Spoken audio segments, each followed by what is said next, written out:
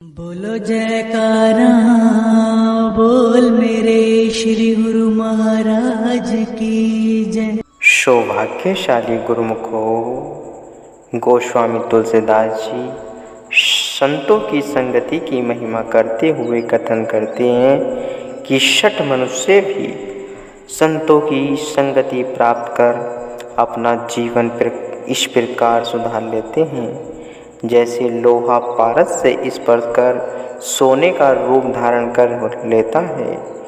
देव योग से कभी सज्जन बुरी संगत में पड़ भी जाए तो भी वे फण वाले सर्प के समान अपने उज्जवल चरित्र में दूसरे के अवगुणों को स्थान नहीं देते। इसी प्रकार संतों की पवित्र संगति से अपने जीवन को उज्जवल एवं आदर्शमय बनाने वाले एक दुष्चरित्र डाकू का दृष्टांत यहाँ दिया जा रहा है। किसी समय की बात है, डाकुओं का एक दल नित्य प्रति बड़ी बड़ी चोरियां करके जीवन निर्वाह करता था। एक दिन किसी राजा की चोरी कर बहुत सा धन माल लेकर डाकू सरदार अपने साथियों सहित जंगल की ओर दौड़ा। उन सब की बहुत खोजबीन की गई, परंतु वे राज कर्मचारियों के हाथ न लग सके। जंगल में पहुंचकर यह डाकू दल जिस स्थान पर पहुंचा, वहीं कहीं एक महात्मा जी अपनी कुटिया के बाहर बैठे हुए थे। डाकू सरदार की दृष्टि महात्मा जी पर गई तो क्या देखा कि वह कितने शांत चित बैठे हैं। उनके मस्तक पर अलौकिक तेज बरस रहा था। देव योग से उसके शुभ संचित संस्कारों के उदय होने का अवसर आ गया था। एकाएक उसके विचारों ने पलटा खाया क्या कि उसे अपने जीवन से घृणा हो आई और स्वयं से गलानी करने लगा। कोई बहाना बनाकर अपने दल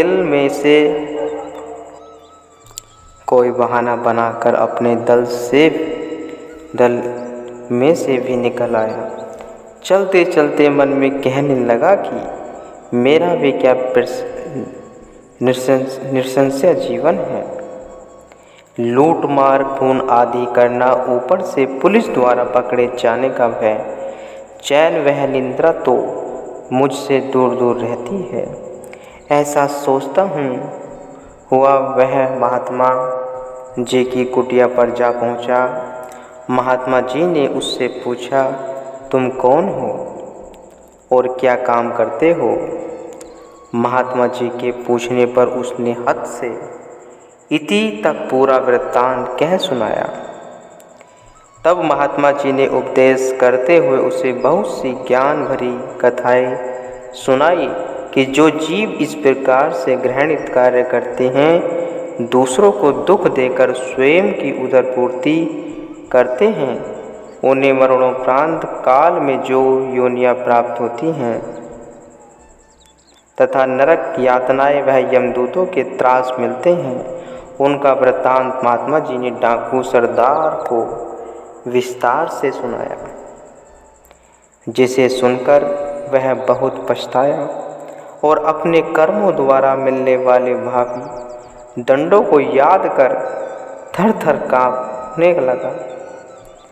अंतर्नाद करता हुआ महात्मा जी के चरणों में गिरकर प्रार्थना करने लगा, महाराज, मैंने तो बहुत पाप किए हैं, मेरा सुधार कैसे होगा? कृपा कर मुझे उनसे निवृत्ति पाने का साधन बताइए। महात्मा जी ने कहा, संत सेवा में से पापों की निवृत्ति हो सकती है। वह साधन तुम्हें हम बताते हैं। यहाँ से 12 मील की दूरी पर एक पूर्ण ब्रह्मवेत्ता शांतिचित्त संत जी रहते हैं। तुम उनकी शरण में जाकर उनके तन मन से सेवा करो, मगर साथ ही यह बात भी ध्यान रखना कि आश्रम में रहने पर शरीर पर कई प्रकार के कष्ट आया करते हैं, परंतु तुम उन्हें हंस हंस कर सहन करते जाना तथा एक रस होकर 12 वर्ष तक उन पूर्ण पुरुष की सेवा में निमग्न रहना। तुम्हारे सब पाप दूर हो जाएंगे।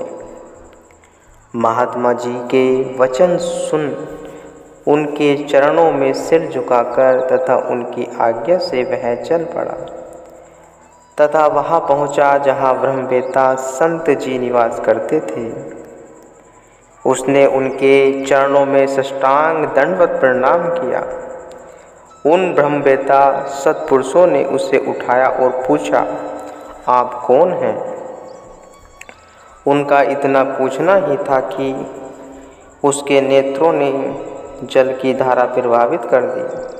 किसी प्रकार भी स्वयं को संभाल न सका। आखिर अपने आंसू पोंछ और धैर्य उसने अपने जीवन की पूरी घटना महात्मा जी के द्वारा यहाँ तक पहुँचने की सारी वार्ता कह सुनाई। साथ ही यह विनय की, हे प्रभु, अब मेरी यह अभिलाषा है कि आजीवन आपके चरणों में रहकर अपने जन्म को सार्थक करूं। कृपया कर अपनी शरण में ठोर बख्शे। ऐसा कहते कहते पुनः अपना सिर उनके चरणों पर रख दिया और प्रेम अक्षों से उनको प्रक्षालित कर दिया। इस प्रकार उसके असीम वैराग्य व प्रेम श्रद्धा को देख संत जी पसीज उठे। उन्हें उसकी हालत पर करुणा हो आई। उन्होंने आशीर्वाद देते हुए उसे सप्रेम उठाया एवं नव उपदेश देकर आश्रम में रहने की स्वीकृति भी दे दी। अब आज्ञा अनुसार वह वही आश्रम में रहने लगा और निष्काम भाव से सेवा करने लगा। तन मन से सेवा करता, परंतु लंगर से खाना न खाता था। उसके पास कुछ धन था, उससे ही वह उदर पूर्ति करता रहा। इस प्रकार सेवा करते करते 3 वर्ष बीत गई। इस सत्पात्र को इस प्रकार सेवा करते देखकर गुरु जी उस पर अंदर ही अंदर प्रसन्न हो गए, परंतु ऊपर से उसे कुछ न कहते थे। गुरु जी को उस पर प्रसन्न हुआ देख लंगर के कर्मचारियों में से 1-2 आदमी ऐसे थे जिनका स्वभाव ईर्ष्यालु प्रकृति का था। वे अब उसे ईर्ष्या करने लगे। उन्होंने अब उसको ईर्ष्या से दूरवर्ती जंगल लकड़ी लाने का काम सौंप दिया। गुरुजी बड़ी प्रसिद्धि थे, अतः दूर दूर से संगतें उनके दर्शनों वह सत्संग में आया करती थी। इसी कारण लंगर रात दिन चला करता। यह डाकू सेवक सारा दिन लकड़ियाँ लाता और रात को लंगर की सेवा करता। एक दिन गुरुजी ने उससे पूछा, तुम खाते कहाँ से हो? तब उसने सब बता दिया। उसकी समस्त वार्ता सुनकर गुरुजी ने लंगर के सेवादारों को हुक्म दिया, इसे लंगर में से ही खाना खिलाया करो। और इस सेवक को भी फरमाया कि तुम लंगर ही भोजन खाया करो। पूर्ण सतगुरु का पवित्र सत्संग प्राप्त होते हुए भी कई व्यक्ति ऐसे होते हैं जो उनके निकट रहकर भी दुर्भाग्यवश पूरा लाभ इस प्रकार प्राप्त नहीं कर सकते जिस प्रकार चंदन के वृक्षों के निकट नीम, शीशम आदि के वृक्ष होते हुए भी चंदन से सुगंध प्राप्त नहीं करते। गुरुजी के उक्त वचन सुनकर वे दोनों कर्मचारी भी ईर्ष्या की अग्नि में सुलगने लगे। वे इस पर बड़े तीखे कटाक्ष करते तथा अब उसे रोटी भी बहुत सा आटे का छान मिलाकर देने लगे। यह सेवक गुरुजी की सेवा व प्रेम में पूर्वतः निमग्न रहता। उनके द्वारा सूखी रोटी देने एवं कटु वचनों की उसने तनक भी परवाह न की। गुरुजी के दर्शन, सत्संग, सेवा के अतुल आनंद के समक्ष ये कष्ट उसे तुच्छ जान पड़े। इस प्रकार लंगर में से भूसी मिश्रित भोजन करते हुए उसे 3 वर्ष बीत गए। वह ऊपर से पका आटा खाकर बीच में से छान फेंक छोड़ता तथा जंगल में जब लकड़ियाँ लेने जाता तो वहाँ के कंद मूल खाकर निर्वाह करता और पहले से भी अधिक दिन दुगनी और रात चौगुनी सेवा करने लगा। उसमें सेवा के प्रताप से इतनी सहन शक्ति आ गई कि उनके कष्ट देने पर भी वह गुरुजी से कोई शिकायत न करता, अपितु सद्गुरु की प्रसन्नता एवं सेवा का आनंद से पूरी तरह से भोजन न खाने पर भी वह पूर्वतः हष्ट-पुष्ट बना रहा। इस पर सद्गुरु की प्रसन्नता एवं उसकी हष्ट-पुष्टता ने ईर्षालुओं की ईर्षा अग्नि में घृत की आहुति का काम किया कि अब वे इसे रोटी में बहुत सा नमक मिलाकर देने लगे तथा उससे बहुत काम भी करवाने लगे। यह देख अन्य कार्यकर्ताओं ने उन दोनों को बहुतेरा समझाया कि ऐसा करना उचित नहीं, परंतु वे अपनी दुष्कृति के कारण विवश थे, अतः वे अपनी दुष्टता से नहीं हटे। यह डाकू सेवक उन द्वारा दी गई नमक मिश्रित रोटी को पानी में भिगो रखता। जब नमक पानी में घुल जाती तब वह पानी फेंक रोटी खा लेता। इतना कुछ होने पर भी उसने प्रभु प्रेम में किसी प्रकार की आँच न आने दी। प्रतिदिन उन्नति ही करता गया। उस सेवक को अत्यंत कष्ट देने पर भी उनको चैन कहाँ। उधर श्री गुरुदेव की असीम कृपा और इधर ईर्ष्यालु द्वारा मिलने वाले असह कष्ट। सच है, जहाँ फूल होते हैं वहाँ कांटे भी साथ होते हैं। ईर्ष्यालु कब यह सहन कर सकते थे कि नया आया आदमी इतनी जल्दी गुरुदेव की प्रसन्नता को पाले। अब उन्होंने उसे और भी कष्ट देने के लिए एक नया षड्यंत्र रचा कि रोटी में बाल मिलाकर देनी शुरू कर दी, जिससे कि वह खाकर रोगी हो जाए और उठ न सके।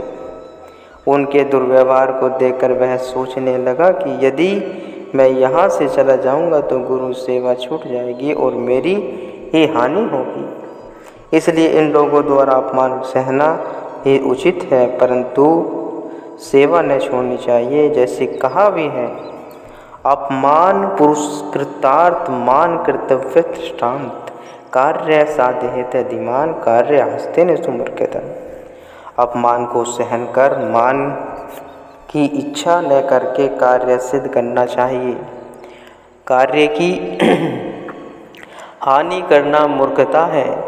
यह विचार कर वह रोटी को कूट कर पानी में भिगो रखता और कपड़े से छान कर बाल निकाल रोटी खा लेता। इस प्रकार निष्काम सेवा करते हुए उसके कई वर्ष बीत गए। यद्यपि गुरु जी सर्वज्ञ थे, परंतु ऊपर से कुछ न कहते थे, कारण वह जानते थे कि इसकी सेवा रूपी तितिक्षा से ही जन्म जन्मांतरों के पाप धोए जाएंगे। इस प्रकार वह उसके खान पान की ओर विशेष ध्यान न देते।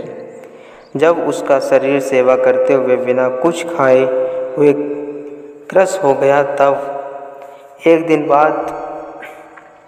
दिन की बात है कि वह लकड़ियों द्वारा गट्टा सिर पर उठाए चला आ रहा था। मार्ग में आंधी आने लगी। चलते चलते कृषकाय निर्बल शरीर एक गड्ढे में जा गिरा। तत्क्षण उसके मुख से अफसोस युक्त शब्द निकले, खेद है कि गुरु द्वारा भी ब्रह्मानंद तो लिया नहीं और यह शरीर पहले ही गिर पड़ा। इतने शब्द निकले ही थे उसने अपने को संभाला और लकड़ियाँ लिए हुए गड्ढे से बाहर निकला। सहने चलकर आश्रम में आ पहुँचा। लकड़ियाँ रख पूर्वतः लंगर की सेवा में जुट गया, परंतु अपने गिरने की बात किसी से न की। गुरुजी अंतर्यामी तो थे ही, वे उसके निष्काम सेवा भाव से अति प्रसन्न थे। अब उसे भक्ति की परीक्षा में उत्तीर्ण जानकर उन्होंने सब संगत को एकत्र किया तथा उन दोनों लंगारी सेवकों को भी जो कि उससे ईर्ष्या करते थे। सबके सामने गुरुजी ने उससे पूछा, प्रेमी, आज गड्ढे में गिरते समय तुमने क्या शब्द कहे थे? उस सेवक ने करबद्ध यह विनय की, गुरुदेव, उस समय मैंने यह कहा था कि खेद है कि अभी तक श्री गुरुदेव जी से ब्रह्मानंद लिया ही नहीं और यह शरीर पहले से गिर पड़ा। उसके मुख से इतने उच्च और श्रेष्ठ वचन सुनकर गुरुजी के भीतर ही गदगद हो उठे और उसे अपने समीप बुलाया। निकट आने पर सच्चे सेवक के सिर पर करुणा भरा हाथ फेरा और अटल भक्ति का आशीर्वाद दे रूहानियत के अलौकिक धन से माला माल कर दिया। सच्चे सेवकों का प्रमाण किसी कवि ने इस प्रकार कहा है। भावार्थ यह है कि जो प्रेमी अपने प्रियतम को पाने की तीव्र लालसा रखता है वह परवाने के न्याय समाप्त जल मरने में हिचकिचाता नहीं। जैसे कि इस दृष्टांत में डाकू को जब महात्मा जी के क्षणिक मात्र सत्संग से तीव्र वैराग्य हो गया तब उसने अपने रूहानी गुरु को रिझाने में कोई कसर न छोड़ी रखी। ऐसे ही दृढ़ निश्चय वाला प्रेमी मालिक को पाने के लिए स्वयं को समर्पित कर सब कुछ पाने का अधिकारी हो जाता है। अगर यह डाकू आई हुई परीक्षा से घबरा जाता तो सद्गुरु की प्रसन्नता को कैसे प्राप्त कर सकता था। इसलिए ईश्वर प्राप्ति के लिए जब मनुष्य पग बढ़ाता है तो मन, इंद्रिया, शरीर व बुद्धि सब विहन डालते हैं, परंतु सच्ची लगन रखने वाला जिज्ञासु इन कष्टों को हंस हंस कर सहन करते हैं, तभी उन्हें लक्ष्य की प्राप्ति होती है। शरीर, मन और बुद्धि से ऊपर अपनी सुरती की धारा को ले जाने पर ही सद्गुरु की प्रसन्नता प्राप्त हो सकती है, जिससे आत्मा का सत्कार होता है। गुरुमुख हो।